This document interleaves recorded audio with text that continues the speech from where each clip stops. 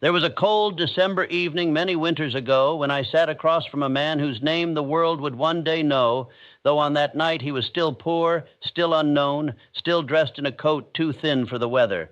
He leaned forward, his eyes catching the lamplight, and he whispered to me a dream so enormous that the room itself seemed to hold its breath. He had told no one before me. He had guarded that vision the way a man guards the last ember of a fire during a long, unforgiving night.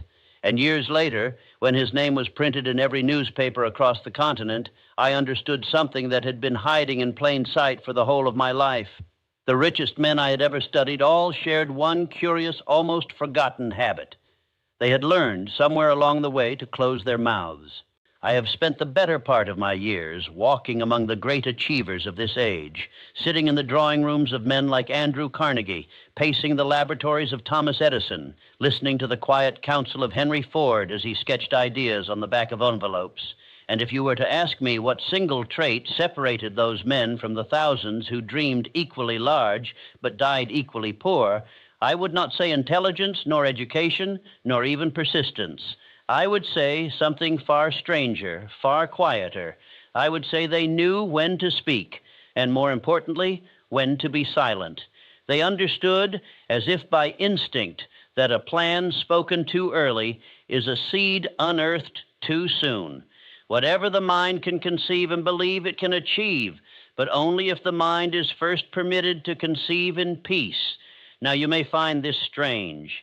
You have been told, perhaps all your life, that sharing your goals makes them real, that announcing your ambitions binds you to them, that accountability is the great engine of achievement.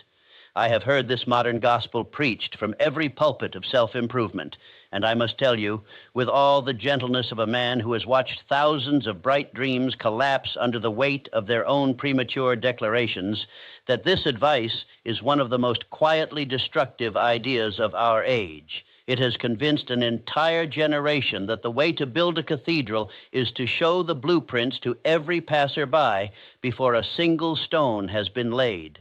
But the most surprising part comes only now, because the great achievers did not merely withhold their plans out of politeness or humility or some vague superstition. They understood something about the architecture of the human mind, something that most men will never pause long enough to discover. Every idea, when it is first born in the chambers of your imagination, is a fragile, luminous thing. It arrives without armor. It arrives without muscle. It arrives as a whisper from what I have long called the infinite intelligence, that silent reservoir of knowing that stands behind the thinking mind. And in those first hours, those first days, that idea does not yet belong to the world of matter. It belongs only to you, and to the deeper faculty within you that knows how to transmute thought into form. When you speak of it too soon, when you lay it out before the crowd, before the family dinner, before the friend who means well but believes little, you are not giving it life. You are forcing it to be born before its organs have formed.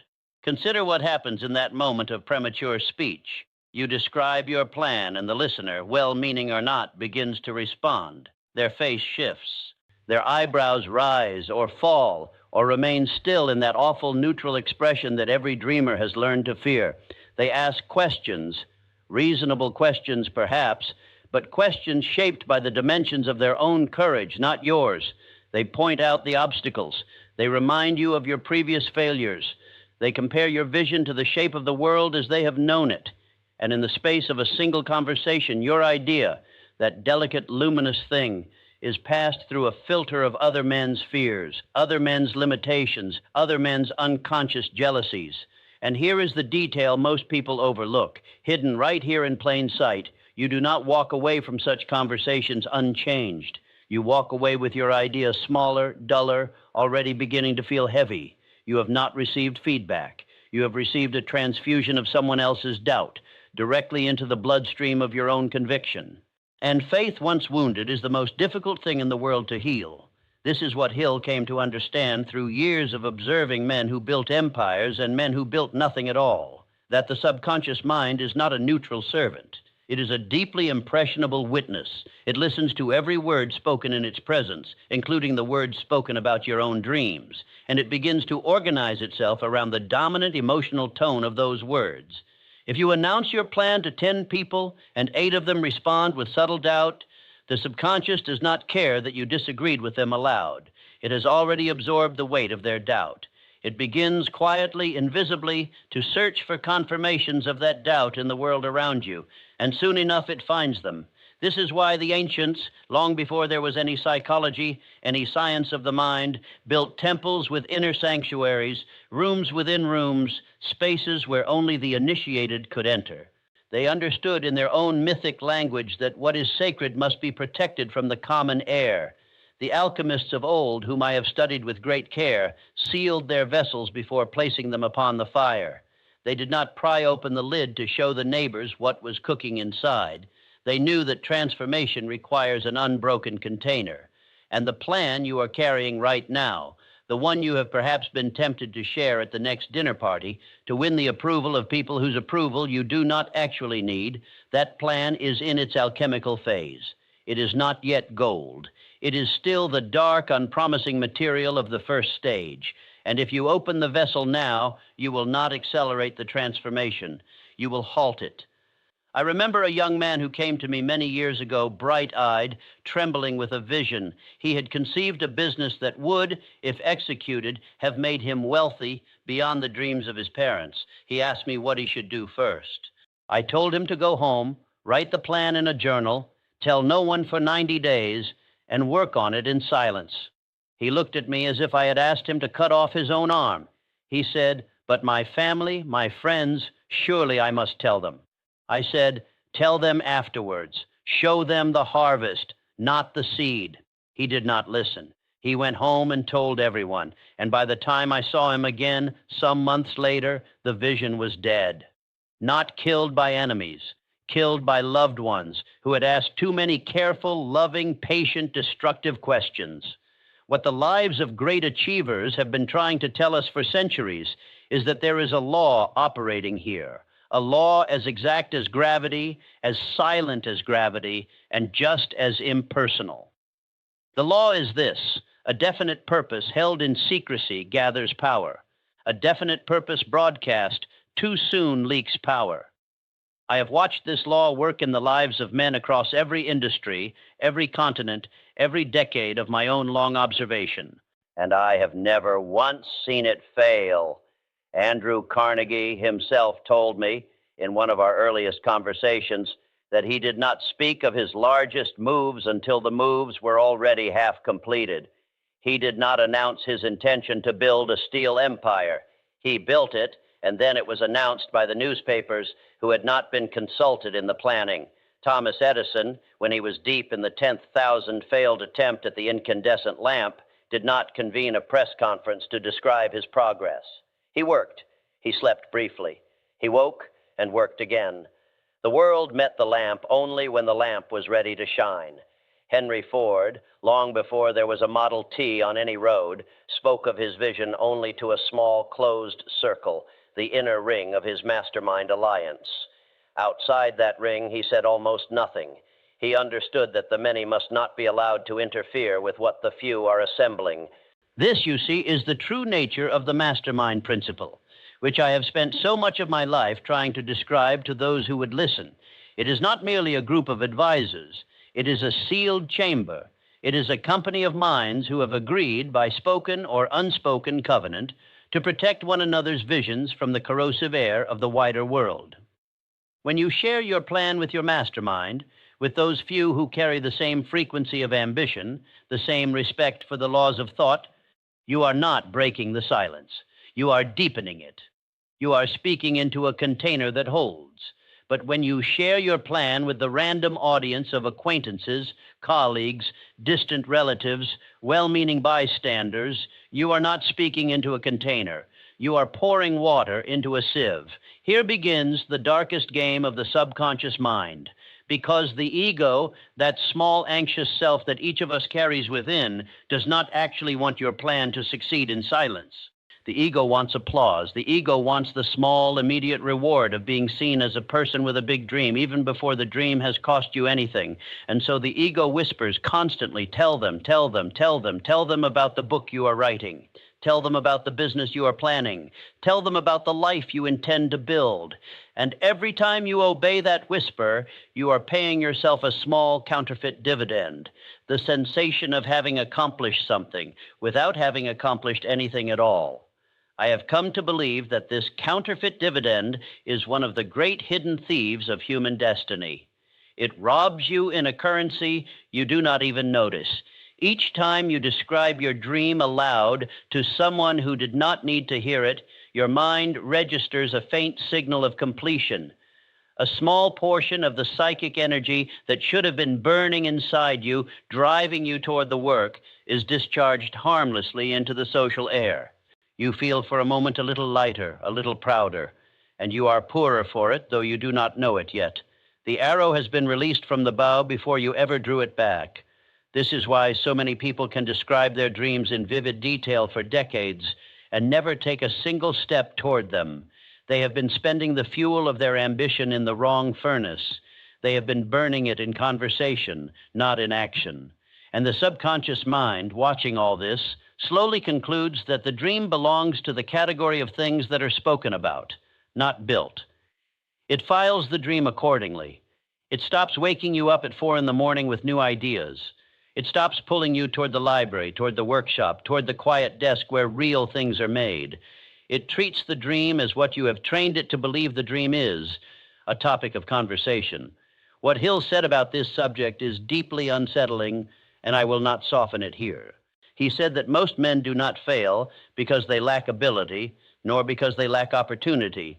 They fail because they have talked their dreams to death before their dreams ever had a chance to live. They have conducted a slow, unwitting funeral for their own greatness, one social gathering at a time, one proud announcement at a time, one eager explanation at a time. And by the time they realize what they have done, the vitality that once attended the vision has drained into 1,000 polite conversations, and there is nothing left to build with. Now, I want to speak to the world we live in because the modern age has made this ancient problem infinitely worse. In my own time, a man could at least only tell his dreams to the people seated at the same table. Today, a man can broadcast his unfinished vision to thousands before he has laid a single brick. The new technologies have given the ego a megaphone it was never meant to possess. And so we see in every corner of the contemporary landscape men and women announcing the businesses they have not built, the books they have not written, the transformations they have not undergone. They are applauded for the announcement. They are rewarded in the currency of attention for the intention itself. And then, quietly, almost invisibly, they fail to follow through because the reward has already been collected. Modern man has lost the compass of his inner purpose, but not the need for it. And in the absence of the real compass, he has built a substitute, the performance of purpose. He speaks his ambitions aloud into the digital air and receives in return the thin consolation of being perceived as ambitious. But perception is not power. Being seen as a man with a plan is not the same as being a man with a plan. And the great achievers, whose lives I have studied until the pages of my notebooks went yellow, did not confuse the two. They were often mistaken in their early years for men of no great ambition. They were quiet at dinners. They did not boast. They did not describe. They simply went home and worked and worked and worked until one day the world turned and noticed that something enormous had been built while no one was watching. The real turning point begins here, because once you understand this law, you begin to see it operating everywhere, in your own past, in the lives around you, in the patterns of those who have achieved what you intend to achieve. You begin to notice that the people who talk the most about their future plans are often the ones who build the least. You begin to notice that the people who built the most were often the ones who said almost nothing until the thing was done. And then you begin to ask yourself the most difficult, the most transformative question of all. How much of my own ambition have I already spent in conversation? How many times have I paid myself in applause for work I have not yet performed? I do not ask this question to shame you. I ask it because the answer, when you are honest, is the first true step toward the kind of life you have been quietly hoping to build. Every man and woman I have ever watched cross the threshold from poverty of spirit to prosperity of spirit made this crossing the same way. They stopped announcing. They started assembling. They sealed the vessel. They let the fire do its work. Let me describe to you what this looks like in practice, because I do not wish to leave you with a principle alone, without the means of applying it. When a new idea arrives in your mind, and if you are living correctly, they arrive often in the quiet hours, in the moments of walking, in the half-waking before dawn. Do not speak of it on the same day. Write it down instead. Write it in a journal kept for this purpose and this purpose only. Let the idea rest there on the page where it can be observed without being exposed. Return to it the next morning. If it still breathes, expand it. If it has grown overnight, follow it further. But do not, under any circumstance, describe it aloud to anyone who has not earned the right to hear it. And who earns the right, you may ask? Not the curious, not the polite, not the family members who love you, but do not understand the weight of what you are carrying. The right is earned only by those who have demonstrated through their own lives that they too respect the law of the sealed vessel. These are the members of your mastermind, whether you have formally named them so or not. They are the few who, when you speak a dream, do not rush to evaluate it, do not rush to correct it, do not rush to compare it to the shape of their own fears. They receive it, they hold it, they add their own silent power to it. In their presence, your idea grows. In the presence of all others, it shrinks. Learn to tell the difference, and you will have learned one of the most valuable distinctions a human being can make. There is a deeper paradox hidden in all of this, and I would be dishonest if I did not name it, because the very silence that protects your dream is also the silence in which you will meet your most difficult inner resistance. When you stop announcing your plans, you lose the small daily comfort of being admired for them. You must now sit alone with the plan and with yourself and with the gap between who you are and who the plan requires you to become. This is uncomfortable. This is, in fact, the reason most people prefer to speak their dreams than to build them. The speaking is easy, the sitting is hard. But it is precisely in that hard sitting, in that deliberate refusal to discharge the energy of the vision into conversation, that the energy begins to accumulate. It builds pressure the way water builds pressure behind a dam. And that pressure, when it is finally released into action, moves mountains that no amount of cheerful announcement could ever have moved. The men I have known who accomplished the largest things were not the loudest men. They were the most pressurized men. They had been storing their vision under silence for so long that when they finally acted, the action was irresistible. They did not push the world gently. The world was moved, almost against its own will, by the sheer density of what they had been quietly building inside. This is the transmutation of which Hill spoke so often, though most readers, I confess, have never understood what he truly meant. Transmutation is not simply the redirection of desire. It is the refusal to spend energy prematurely. It is the conscious, disciplined gathering of force within the unspoken chambers of the self, so that when release comes, it comes with the authority of a storm. Every word spoken about a dream before the dream is ready is a small hole in the dam. 10 holes and you have a trickle. 100 holes and you have a drought dressed up as a conversation. Seal the holes. Let the water rise. You were not made for small trickles. You were made for the kind of flood that changes the shape of the land. I think now of Lincoln, whose quiet years I have studied perhaps more closely than any other man's. Before he became what history remembers him as, he spent long seasons in silence, reading in the dim light of cabins, losing election after election, losing business after business, losing at one point nearly everything a man can lose, and saying almost nothing about his ambitions to almost anyone. He did not announce himself, he prepared himself. And when the moment came, and the moment always comes for those who have prepared in silence, he was ready with a depth that could not have been manufactured in public. The silent years were not wasted years. They were the furnace, and everything he later became was forged in that furnace, behind a door no one else was permitted to open.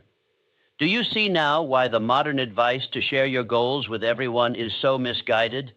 It is not merely that such sharing invites doubt and dilution, though it does. It is that it denies you the furnace itself. It keeps the door open. It lets the heat escape, and without the heat, nothing is ever forged. You remain the raw material. You never become the blade. When was the last time you truly kept something sacred within yourself? Something not out of shame, not out of fear, but out of reverence for what it could become if only you did not interrupt its growth with speech. When was the last time you carried a dream for months, for a year, without describing it at a single dinner, without mentioning it to a single colleague, without seeking a single premature opinion? If you cannot easily remember such a time, then you have discovered, perhaps for the first time, the reason so much of what you have wanted has not yet arrived. You have been spending in conversation the very fuel required for its arrival. And yet I do not want to leave you in shame, because shame is a poor builder. I want to leave you instead with a possibility, the possibility that from this day forward, you could begin to treat your own ideas the way a master jeweler treats an uncut stone. You do not show the uncut stone to the crowd. You do not pass it around at the dinner table. You bring it into the quiet of your workshop. You study it under the lamp. You turn it in your fingers. You learn its angles, its flaws, its hidden brilliance. And only when you have cut it, polished it, set it, only then do you bring it out into the light of the world. And the world, which would have scoffed at the rough stone, bows in recognition before the finished jewel. This is the dignity you owe your own dreams. Not secrecy out of paranoia, but silence out of respect. Not hiding out of fear, but containing out of love.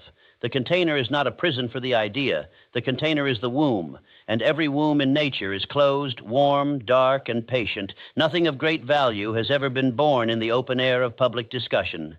The most important things are always gestated in the dark. So I would ask you, as we sit together by this quiet fire for a moment longer, to consider what it would mean to close the container of your most important dream, starting tonight. Not forever. Only until the dream is strong enough to walk on its own legs into the world. Consider what you have been giving away, freely, in conversations that did not deserve it. Consider what you might still build even now, even from where you stand, if you were willing to stop paying yourself in applause and start paying yourself in work. Consider the man or the woman you would become if for the next 90 days you said nothing of your largest intention to anyone outside your sealed circle, and instead let the pressure build and build and build until it was ready to move the world rather than merely describe it. The great achievers were not granted some rare genius denied to the rest of us. They were granted instead the discipline of silence at the right moments, and this discipline is available to every human being who is willing to want it more than they want the approval of the crowd. You have tonight the same access to this law that Carnegie had, that Edison had, that Ford had, that Lincoln had, that every builder of lasting things has had since the beginning of human striving. The law does not care about your circumstances. It cares only about your willingness to obey it. When was the last time you truly listened to the voice of your definite purpose without immediately rushing to describe it to someone else? When was the last time you let a dream live, undisturbed, in the quiet sanctuary of your own mind, long enough for it to grow teeth and bones and the strength to survive contact with the world? That sanctuary still exists within you. It has always existed. It is waiting even now for you to return to it and to close the door behind you and to begin the real work, the work that is never announced, only accomplished. The work that does not seek witnesses because it is about to become itself the witness of what a human being can do when he or she finally learns the forgotten art of holding a flame without showing it to the wind. And when the day comes, as it will, that your silent work stands finished in the light, you will not need to tell anyone what you have been doing. The work will tell them. And they will wonder, as men always wonder when they meet the rare individual who has mastered this law, where such a person came from and how such a thing was built, and why they themselves, with all their talking, have built so little. You will smile, perhaps. You will not answer. Because by then, you will have understood something they have not yet understood, that the richest men in the world were not the loudest. They were the ones who learned, long before anyone was listening, to be silent until silence itself had made them into something the world could no longer ignore. So tell me, before you leave this fire tonight and walk back into the noisy world that will ask you again and again to describe what you are building, what will you choose to keep sacred beginning now? What will you carry in silence long enough for it to become the thing you were born to bring into being? The answer to that question is the door. And only you hold the key.